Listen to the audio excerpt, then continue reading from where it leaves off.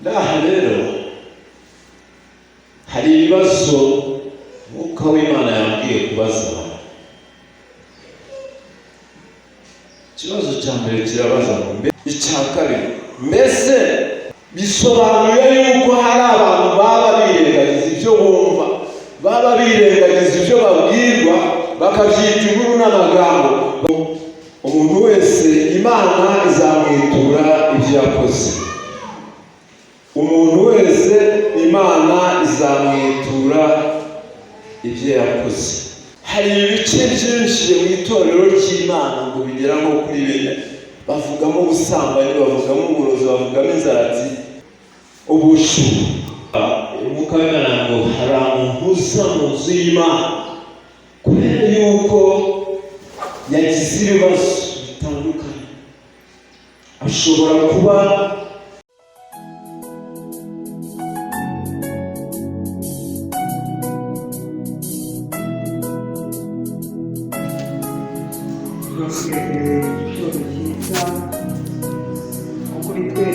kuba duhumeka umwuka w'abazima.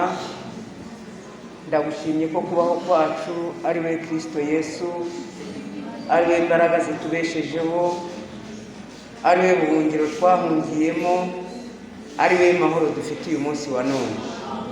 Kubw'ayo mahoro rero dufite, niyo mpamvu natwe iki gitondo tuzamuye amajwi yacu tugushimira imirimo n'ibitangazo wakoze. Nuko uyu mwanya mwiza Mwami Imana yacu ni umwanya wo kwakira ijambo ry'ihumure, ijambo ryadukijije, ijambo ryadukuye aho twari turi rikatugira abo turi uyu munsi. Kandi aka kanya ni nako rigomba gukora, ikirizanye rigahindura, rikagira abo rihindura, rikabahindura nk'uko ubishaka. Rero turagusabye kugira ngo umukozi wawe ugiye guhaguruka, imbaraga z'Imana zimugote zimushyigikire. Mwuka w'Imana abane nawe, kandi Umwuka Wera agotire iteraniro mu izina rya Yesu, kugira ngo Uwiteka Imana yacu ni ukuri imitima yose iteraniye imbere yawe ihazwe n'ijambo ryawe, kandi ijambo ryawe rigira icyo rikora, rihindure byinshi, rihindure amateka mu mitima yacu. Urakoze Data mwiza. Turahagarika imbaraga z'umwanzi no gukora kw'abadayimoni n'uburyo bwose.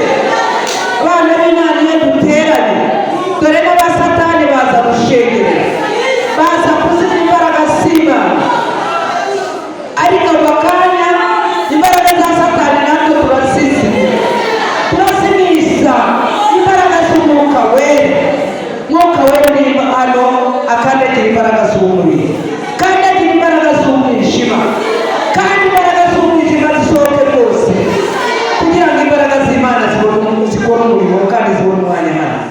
Urakoze, turabigushimiye. Bana n'umukozi wawe ugire neza, tubisabye Imana twizeye mu izina rya Yesu Kristo wakoze. Haleluya. Haleluya. Imana yacu ishimwe kandi habe icyubahiro. Ishimye Imana twemereye kuboneka mu nzu yayo, kandi ikaba twemereye umwanya wo kugira ngo tuganire ku ijambo ryayo.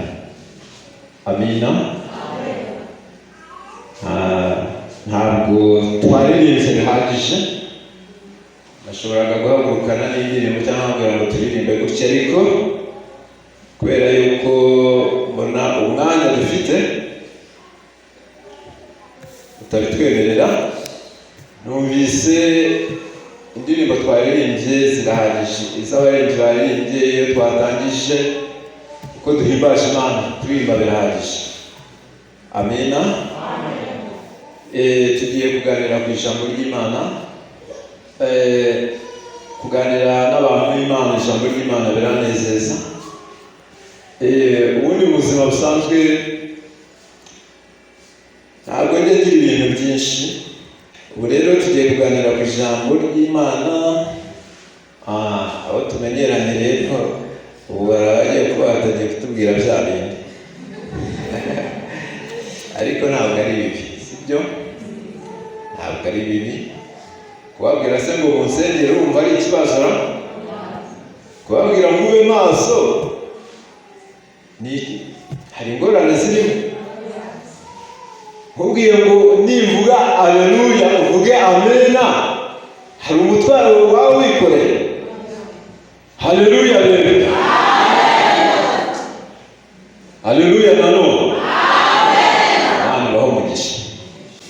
Twagiye tujye gusoma ijambo ry'Imana. Turasoma igitabo cya Zaburi, turasoma Zaburi ya 50, turasoma umurongo wa 16 tugeze ku murongo wa 21. Haravuga ngo ariko umunyabyaha Imana iramubaza iti wiruhiriza iki kuvuga amategeko yanjye ugashyira isezerano ryanjye mu kanwa kawe? Ubwo ni inyanga guhanwa ukirenza amagambo yanjye. Uko ubonye umujura wishimira kubana nawe kandi ufatana n'abasambanyi. Ushyira ibibi mu kanwa kawe, ururimi rwawe rukari mu buriganya. Wicara uvuga nabi mwene so, ubeshyira mwene nyoko. Ibyo urabikora nkakwihorera, ukibwira yuko mpanye nawe rwose. Ariko nzaguhana mbishyire imbere y'amaso yawe uko bikurikirana. Dusome irindi mu butumwa bwiza bwa Yesu Kristo uko bwanditswe na Matayo, igice cya 16, umurongo wa 26. Haravuga ngo kandi umuntu byamumarira iki gutunga ibintu byose byo mu isi ntiyakwa ubugingo bwe? Cyangwa umuntu yatanga iki gucungura ubugingo bwe? Kuko umwana w'umuntu azazana n'abamarayika be afite ubwiza bwa se, agahera ko yitura umuntu wese ibikwiriye ibyo yakoze. Amena. Ayo magambo turi buze kuganiraho. Umutwe w'ijambo uravuga ngo umuntu wese Imana izamwitura ibyo yakoze. Umuntu wese Imana izamwitura ibyo yakoze. Tutaragera mu gusobanura iby'aya magambo, abaririmbyi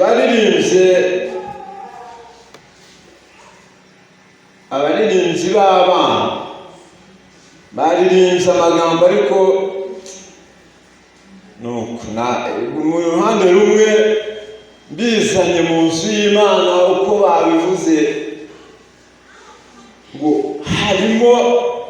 hari ibice byinshi mu itorero ry'Imana ngo bigera nko kuri 4.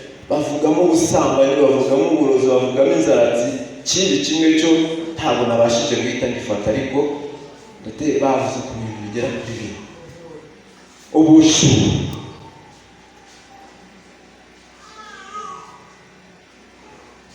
hariya sinze baririmbye indirimbo aya magambo Imana yampaye mu bicerera ndimo nsenga hagati ya saa 10 na saa 11.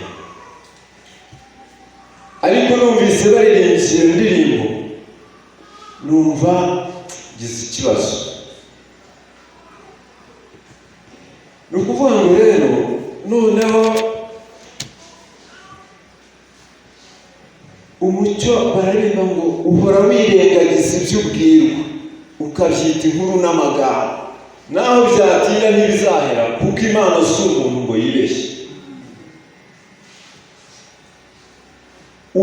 Bivuze ngo ibi bice aba bana bavuze kuba byaboneka mu nzu y'Imana bisobanuye yuko hari abantu baba birengagiza ibyo bumva, baba birengagiza ibyo babwirwa, bakabyita inkuru n'amagambo.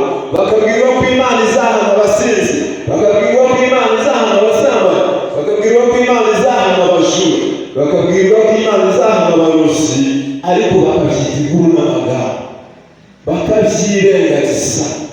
Ariko icyo bavuze ngo Imana si umuntu ibeshye naho byatinda. Umwanditsi azaravuga ngo ibyo urabikora ntakwihore. Si umwanditsi wabivuze ahubwo yahumbikiwe n'umwuka w'Imana, bivuze ngo Imana yabivuga ngo ibyo urabikora ntakwihore. Urasambana ntakwihore, ukiba ntakwihore, ukaroga ntakwihore, ugatongana ntakwihorera, ukarwanya iwawe ntawe ubizi, Imana ikakwihorera. Ariko umunsi umwe izabishyira ku murongo. Uko bigize gute? Mana dutabare kandi Imana itugirire neza. Naha rero hari ibibazo Umwuka w'Imana yambwiye kubaza abantu. Ikibazo cya mbere kirabaza ngo mbese mu nzu y'Imana uhaza kubera iyihe mpamvu? Mu nzu y'Imana uhaza kubera iyihe mpamvu? Mbese ni ugukunda Imana no kwishaka? Icyo ni ikibazo cyane, ni agashami k'ikibazo cyane. Mbese ni ugukunda Imana no kwishaka nibyo bigufata umwanya bigatuma uza mu nzu y'Imana koko? Icya kabiri, mbese ni uko wabonye nta mirimo ufite bikaba aribyo byatumye uza mu nzu y'Imana, cyangwa ukaba ujya uza mu nzu y'Imana ubona nta kazi ufite, ukaba ubona nta birari, ukaba ubona nta atari isarura ritari byagera ibyo utegereje, bikaba aribyo byatumye uza mu nzu y'Imana? Mbese ni uburyo bwo kuza kuruhuka? Buriya hariho abantu nyine ngo abantu bamaze kugerayo, niko bamwe bajya babivuga, bajya bafata igihe bagahagarika ibyo bakoraga byose, bakavuga bati rero uyu munsi ni umwanya wo kugira ngo turuhuke. Bamwe bagasohokera mu mahoteli, abandi bagasohokera ku mazi, abandi bagafata ingendo bakava mu gihugu cy'u Rwanda bakajya mu bindi, bakaba ariho bajya kuruhukira. Ariko kubera yuko wenda wowe uri Karisizo, nta n'ubukwe buhari uyu munsi, wenda nta n'aho bushyashya buri, ukaba ubona nta handi hantu watembera, ukavuga utariko reka njye gusenga. Mbese byaba muri ibyo ngibyo hari ikiraro kitumuza mu nzu y'Imana? Waba ushobora kubuza muri ubwo buryo? Ariko Imana irambwira ngo bamwe, iyo umuntu ngo aba yaguze akenda gashya, umudamu akagura agatenge gashya, umugabo yaguze agapantaro n'agashati gashyashya, akavuga ati uyu munsi ahandi hantu ndi buhure n'abantu benshi bari bubone ko akanabishyira n'umuhoyi yuko Imana yangiriye neza, ndagenda mu nzu y'Imana, ndetse akanitoza uko ari buze gutambuka, ndetse akanitoza uko aza kuza kwifata niba ari bugere ahantu akihagarika ukuntu.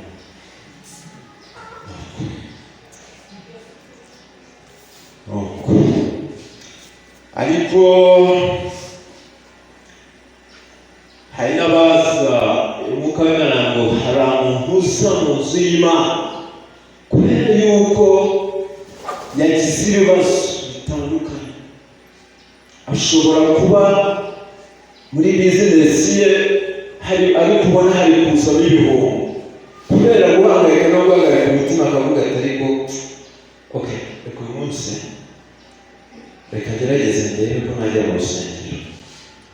Ni byiza kuba byabaye gutyo, kuba wagize ibibazo ukumva wajya mu nzu y'Imana ukaruhukira. Ariko igikomeye, ikibazo kirimo gikomeye ni iki?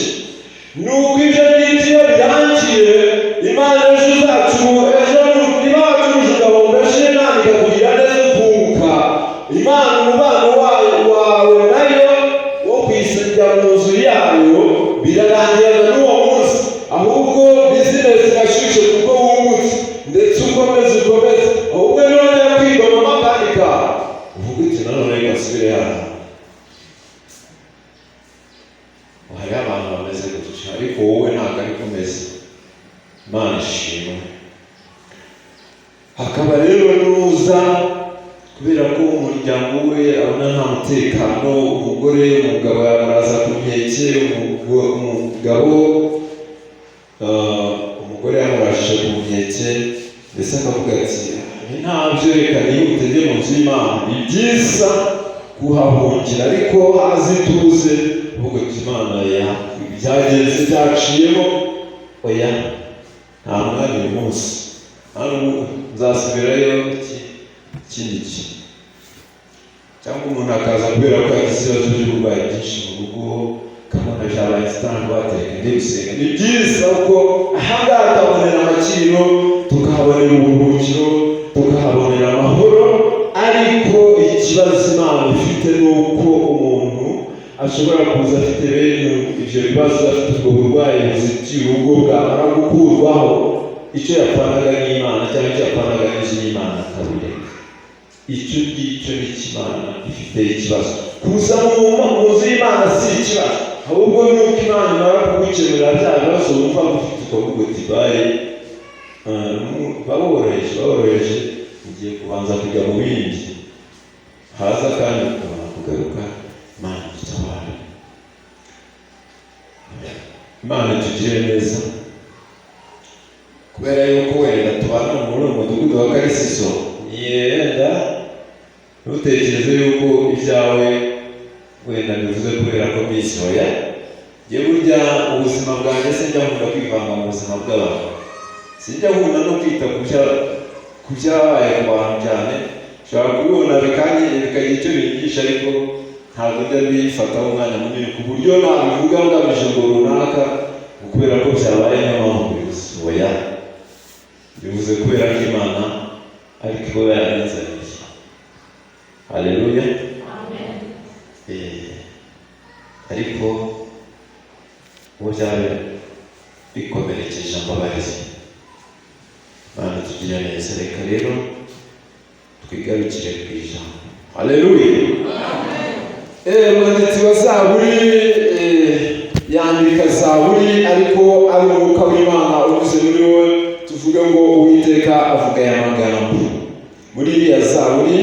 Reka twongere tuyigarukeho kugira ngo byibuke. Ushobora kuba inkuru, ibyo mvuze bikubereye inkuru zitwibagiza aho twasomye, ariko reka twongere tuyibuke kuko si amagambo menshi. Ni Zaburi ya 50 ku murongo wa 16 haravuga ngo, ariko umunyabyaha Imana iramubaza iti, wiruhiriza iki kuvuga amategeko yanjye ugashyira isezerano ryanjye mu kanwa kawe? Ubwo uri inyangaguhana ukirenza amagambo yanjye. Uko ubonye umujura wishimira kubana nawe, kandi ufatana n'abasanga. Ushyirire mu kanwa kawe, ururimi rwawe rukari mu buriganya. Wicara uvuga nabi mwene so, ubeshyera mwene nyoko. Ibyo urabikora nka kwihorera, ukibwira yuko mpanye nawe rwose, ariko nzaguhana mbishyire imbere y'amaso yawe uko bikurikirana. Haleluya.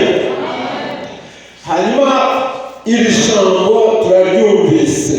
Hanyuma ariko umunyabyaha Imana iramubaza iti, wiruhiriza iki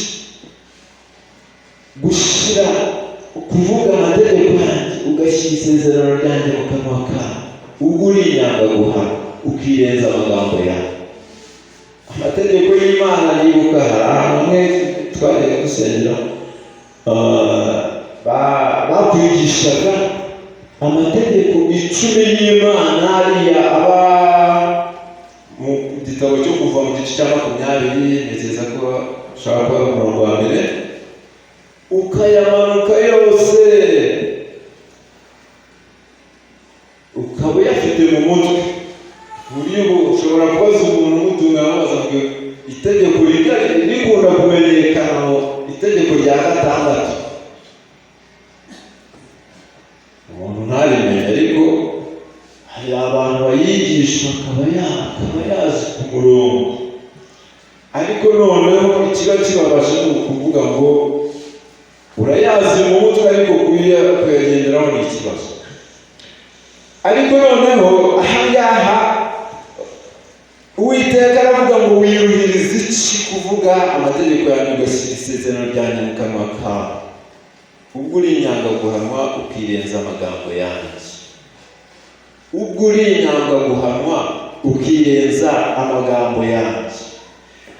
Hari amagambo menshi Imana igikubwira, ijambo ry'Imana uryumva kenshi, ndetse mu mutima wawe ukimenya ukavuga uti ihe byose na Imana narayimukiye, ariko kugira ngo ibyo ngibyo bivemo warabyirengagije. Ijambo ry'Imana rirakubwira kureka ibyaha, ntubireke. Maze kumva aya magambo nibajije, narwaye n'umutima. Ubundi aya ni amagambo yakagombye kwigishwa muri konseri yo kubwiriza abantu, yo kugira ngo abantu, kuko iyo turi muri konseri tuba tubikibwiriza abantu kugira ngo bihane baze kuri Kristo Yesu. Ariko nuko Imana iba kugira ngo natangaye abana baririmbye biriya bice bine bavuga ngo itorero ry'Imana, nahise numva koko we ivyo Imana yambwiye kuvuga bishobora koko kuba bikwiye kubwirwa itorero ry'Imana. Ijambo rero rikomeye cyane muri aya magambo ni ijambo riri kuri uyu murongo wa 21. Wenda andi magambo mu rwego rwo gushyira umwanya reka aribyo kuvuga, rivuga ngo ibyo urabikora nka kwihorera, ukibwira yuko mpanye nawe rwose.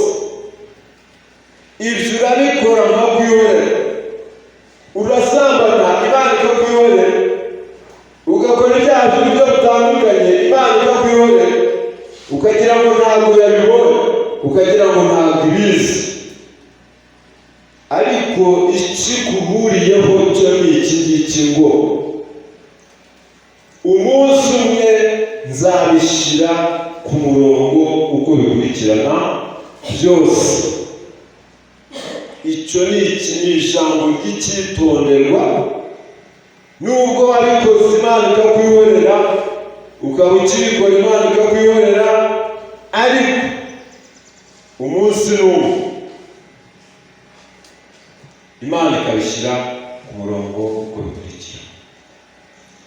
Ariko icyo Imana igusaba ni iki? Icyo Imana ishaka ni uguhindukira ukava muri ibyo ngibyo, Imana idutabara kandi Imana iturengere. Reka rero tujye no muri mu butumwa bwiza bwa Yesu Kristo ko bwanditswe na Matayo igice cya 16.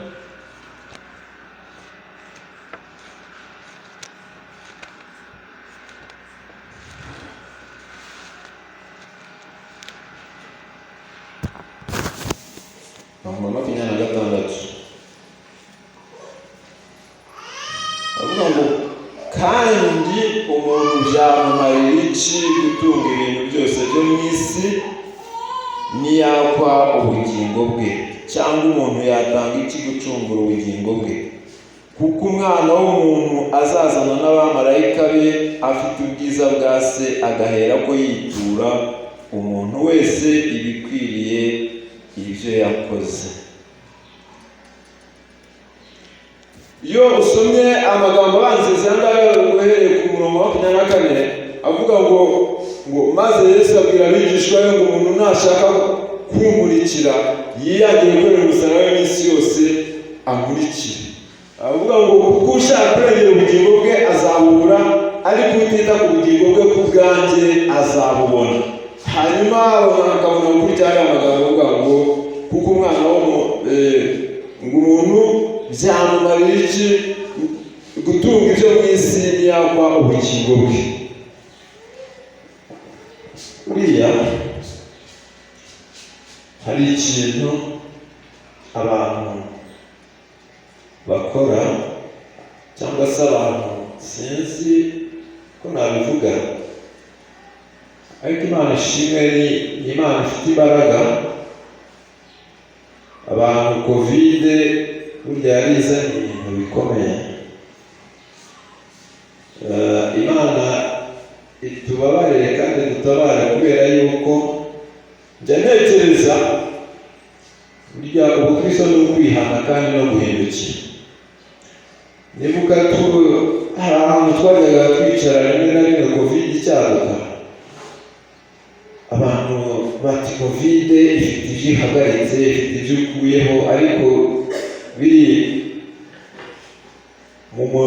bigendeye mu murimo w'Imana. Abantu bati ibintu by'amaturo, ibintu by'imisanzu turabiruhutse, tugiye kwicisha. Ariko nyuma yaho naje kwihana nsoma ijambo riri muri Malaki rivuga ngo amagambo mwavuze yari akomeye. Ngo mwavuze yuko kunkorera ntacyo bimaze, n'abankorera ntacyo nabamariye. Nuko muri icyo cyerekezo amagambo avuga, nsomye amagambo ndihana, ndakizwa, numva nkijijwe bushya. Icyo gihe mu minsi ya mbere rwose kujya guterana birenga, nabanje kubyanga, numva ari ikiruhuko cyabonetse. Ariko Imana ishimwe ku bantu bajya basoma ijambo ry'Imana. Imana itugarura tutabwirijwe n'undi muntu, ahubwo ijambo ryayo rikatugarura. Guhera icyo gihe narihana. Burya koko ibyo twavugaga Imana yarabishinze. Mwavuze amagambo akomeye, mwavuze ko kunkorera ntacyo bimaze. Aha navuga yuko ari ibintu birushya abantu, twarabivuze rero kwigira umwere. Ariko Imana nayiseje imbabazi kandi yarambabariye. Imana itugirire neza.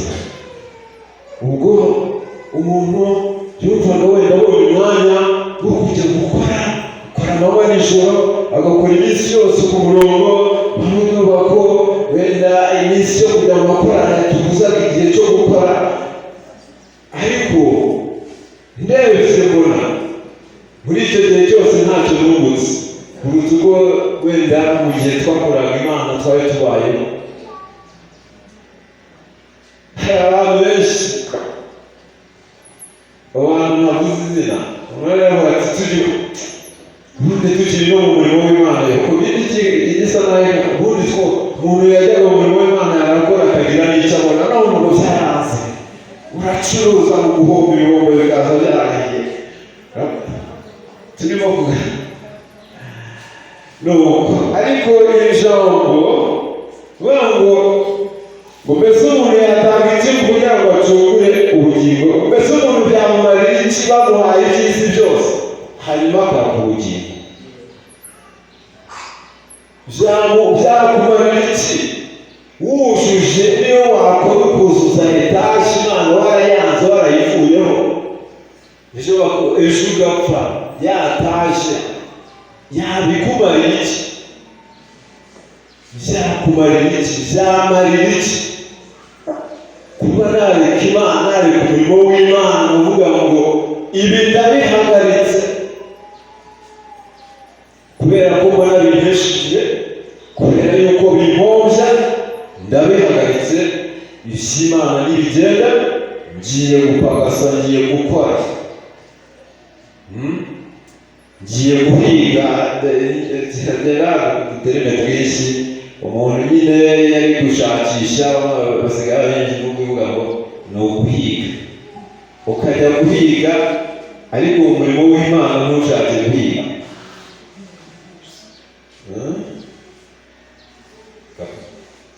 Ukavuga uti igare ryanjye ngiye kurikoresha neza, zigo gafunze irambona, ariko bavuga gusa umurimo w'Imana, korali wapi, tuza guterana wapi, ariko bakubwiraho kamariri nawe ari mu mbogo, ntawe kibara ndajyayo. Bakubwiraho fiyari cyangwa poli, sinagezeyo. Bakubwira ngo ibigori biri Karwema cyangwa se Nyakabandi, uvuga uti ndajyayo. Ariko bavuga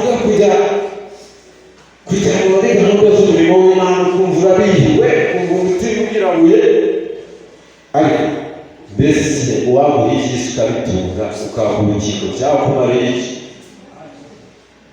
Byakumarira iki? Hepfo hakavuga ngo mbese umuntu yatanga iki gucungura ubugingo bwe?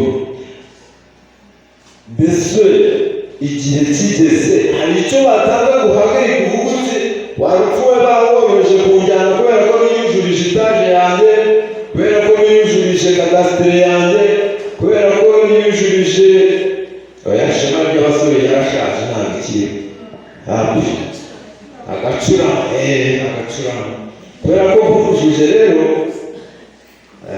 nubwo uje kumara rero woroheje tubanze twumvikane ndaguhagaye kugira ngo umumara unyoroheye mbanze nkarare no mwibona.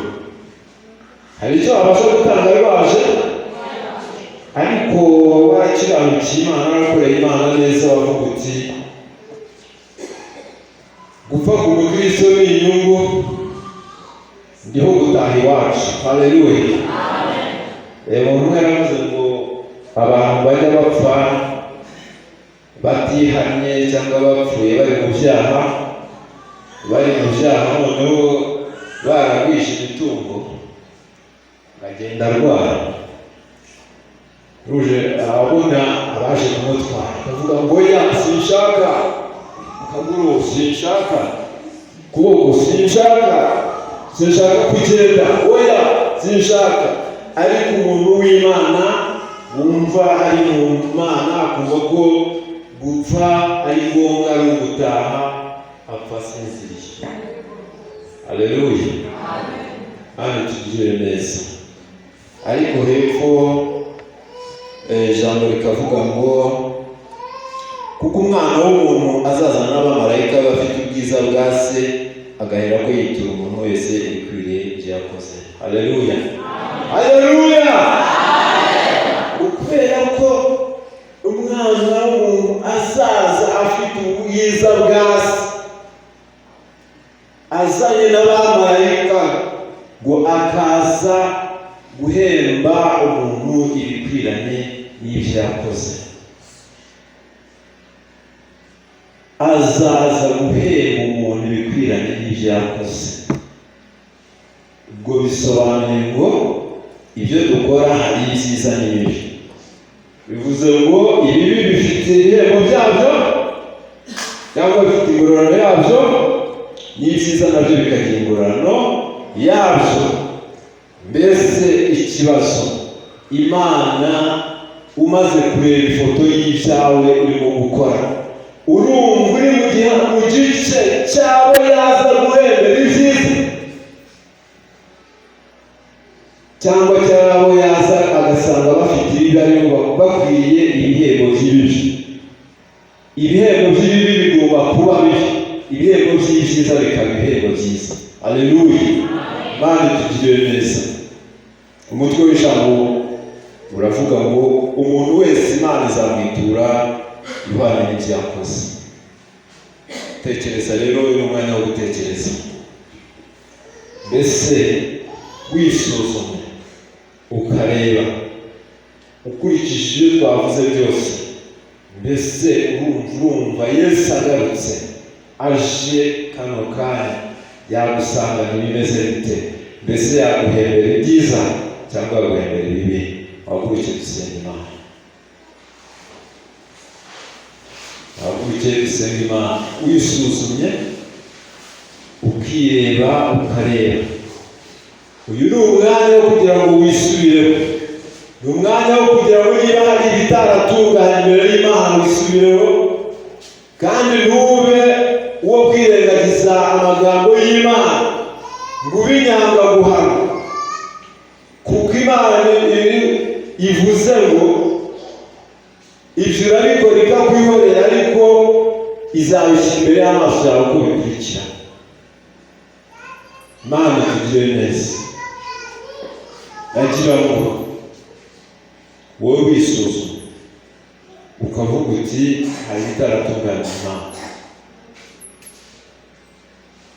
Wowe ubwawe nanjye ubwanjye ibyawe urabizi. Wumvise ari ngombwa ko wasaba Imana imbabazi mu mutima wawe, nawe ntawe uri bukubwire ngo uvayo hano uvuge ngo ibyo nakoreye Imana ni wowe umaze kwiyumva mu mutima wawe ukumva ko ukwiriye imbabazi z'Imana imbere yawe.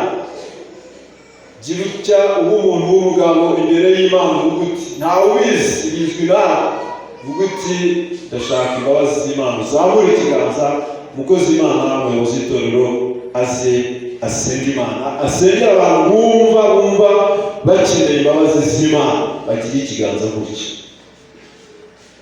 Abantu biyumvamo bakeneye imbaraga z'Imana, imbabazi z'Imana n'imbaraga z'Imana, bazamure ikiganza, umukozi w'Imana basengere kugira ngo Imana ibababarire.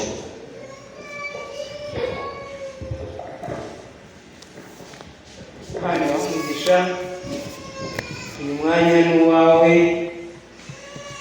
kubera yuko ubuzima bwawe cyangwa se ubugingo bwawe buri mu maboko y'Imana. Ikindi amahitamo ni ayawe, kandi guhitamo neza nicyo cya mbere. Mwebwe murambuye ibiganza, Imana ibamugisha. Mana nziza, turagushimiye kubw'ijambo ryawe rimanutse rimanukiye ku mukozi wawe. Ni ijambo rizima, ni ijambo umuntu wese yireberamo mu ndorerwamo tujya twireba twiyibagirwa, ariko mu ijambo ryawe ntabwo twiyibagirwa, tumenya aho turi, kuko umutimanama wacu Mwami Imana yacu turanye nawe, buri kimwe cyose urutoki rwawe ruba rugikoraho. Niyo mpamvu rero aka kanya ijisho ryawe rireba hose ritarajya rihusha, ndagusabye rero kugira ngo aka kanya imbabazi zawe zururukire kubabarira umuntu wese Mwami Imana yacu witandukanije n'ijambo ryawe akagenda uko bidakwiriye. Mu izina rya Yesu ubabarire, ubagirire neza. Amaraso ya Yesu yamenekeye ku musaraba, amaraso ya Yesu yamenwe ku bw'inkoni nyinshi, amaraso ya Yesu yamenetse menshi, amaraso ndetse n'amazi yo mu rubavu rwawe bw'icumi wateye mu rubavu, ayo ngayo abese abatunganye rwose, abatunganye Mwami Imana yacu, kugira ngo agire ibyo ahindura byinshi muri bo. Urakoze Data mwiza, babarire, imbabazi zawe zihora ibihe byose, kandi zo zituma tudashiraho. Urakoze Data mwiza, nuko ngaho bagirire neza, kandi bakomeze kumva no kumvira umwuka wera icyo ababwira. Urakoze, turabigushimiye mu izina rya Yesu, amen. Reka asengere n'abarwayi, kandi Imana ibahe umugisha. Abarwayi mu myanya yanyu muhaguruke tubasengere mu izina rya Yesu. Nanone Data mwiza, mu izina rya Yesu turasengera abarwayi babonetse muri iri teraniro.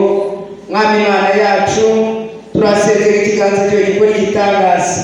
Hari abari hano, hari n'abatari hano. Mwami Imana yacu, by'umwihariko bagirire neza, bagirire neza, kuboko kwawe kurambukire kubakiza, kuko bamaze kumva ihumure ry'ijambo ryawe. Reka bakire igitangaza cyo gukira aka kanya. By'umwihariko turakwereka tegereza ari i Kanombe, mu izina rya Yesu wagendanye nawe, kandi hari icyo wavuganye nawe, kandi hari icyifuzo yakubwiye, kandi nanjye yambwiye. Aka kanya mu izina rya Yesu mwagurutse kuri icyo gisasiro, mu izina rya Yesu. Wanyirije umwana ageze i Kanombe, mbona ukuboko kwawe gukomeye, umuja wawe nawe mugirire neza aka kanya tugisenga aya masaha. Mwami Imana yacu, hari abaganga bari kumukurikirana. Yesu Kristo mwana w'intama w'Imana, uri muganga mukuru kandi wiyebuje, ndasabye kugira ngo bakoreshe kandi ubakoreremo, kugira ngo bamuhe imiti ikwiranye n'uburwayi bumurimo. Aka kanya mu izina rya Yesu, iyo ndwara muri iyo iyoberanye umwana w'umuntu atabasha kumenya, we byose urabizi, kuri we byose ubisobanure kandi ubisobanure neza. Urakoze Yesu, urakoze kuko uri muzima, ndabizi kuri kumwe nawe, ibidasobanutse bisobanure, iby'urujijo bikureho mu izina rya Yesu. Ukuboko kwawe kurambukire kumukorera igitangaza. Urakoze, ndagushimye kuko uri Imana yumva ikora ibikomeye kandi tugatangara. Wowe uri igitangaza, iyo ukoze igitangaza ntibitangara, twebwe nitwe bitangaza. Urakoze Data, turagushimye kuko wumvise kandi biteguye gukora ibikomeye. Twongera kumubona Mwami kuri uyu musozi, tuzongera guhimbaza izina ryawe, tugushimire imirimo n'ibitangaza wakoze. Urakoze Data mwiza kuko ubyumvise, mu izina ryiza rya Yesu, amen.